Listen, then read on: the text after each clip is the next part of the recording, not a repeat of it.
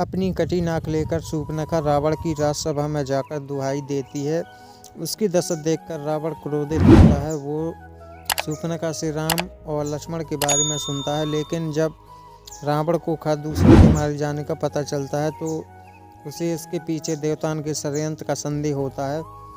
शूर्पणखा रावण को भड़काने के लिए झूठ कहती है कि राम और लक्ष्मण के साथ एक अनुपम सुंदर स्त्री सीता है और वो भाई रावण के लिए उस स्त्री को उठाने गई थी।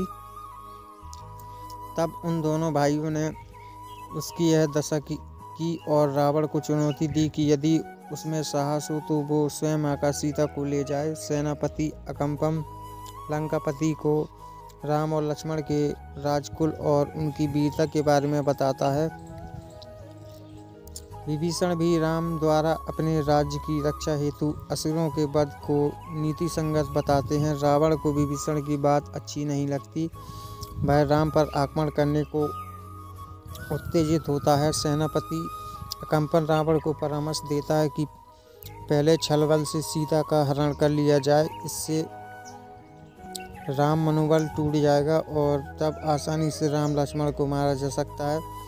विभीषण एक बार पुनः परस्त्रीगण को धर्म विरुद्ध बताते हैं, लेकिन रावण कहता है कि धर्म अधर्म का विचार शक्तिहीन कहते हैं। महल में रानी मंदोदरी भी रावण को समझाती है कि राजा की गलती का परिणाम समस्त प्रजा को भोगना पड़ता है, लेकिन शूर्पणखा फिर से सीता की सुंदरता का बखान रावण का मन उन पर आकर उत्तेजित होता है। रावण विमान से मामा मारीच के पास जाता है।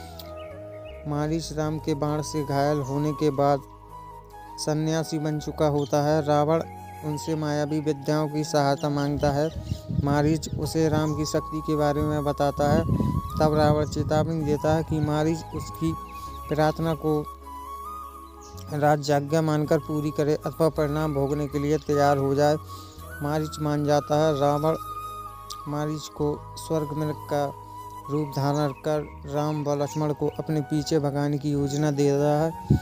मारीच एक बार फिर रावण को समझाता है कि राम से बैर मोल लेकर वो अपने कुल का नाश कर लेगा। अहंकार में डूबा रावण मारीच को दो विकल्प देता है। मारीच अभी इसी क्षण उसके हाथ मरना स्वीकार कर अथवा उसकी आज्ञा का पालन कर। मारीच समझ जाता है कि आज उसकी मौत निश्चित है। वो रावण की बजाय प्रभु राम के हाथों मरना पसंद करता है और रावण की आज्ञानुसार स्वर्ग में का रूप रखकर पर्णकुटी के पास भ्रमण करने लगता है।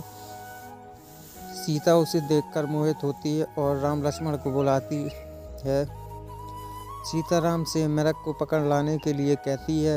लक्ष्मण मृग के अलौकिक रूप से संसर्गित होते हैं, लेकिन राम कहते हैं कि यदि ये कोई राक्षसी माया है तो उसका अंत होना भी आवश्यक है। राम लक्ष्मण को सीता की सुरक्षा हेतु कुटिया में रहने को कहते हैं और मृग के पीछे जाते हैं।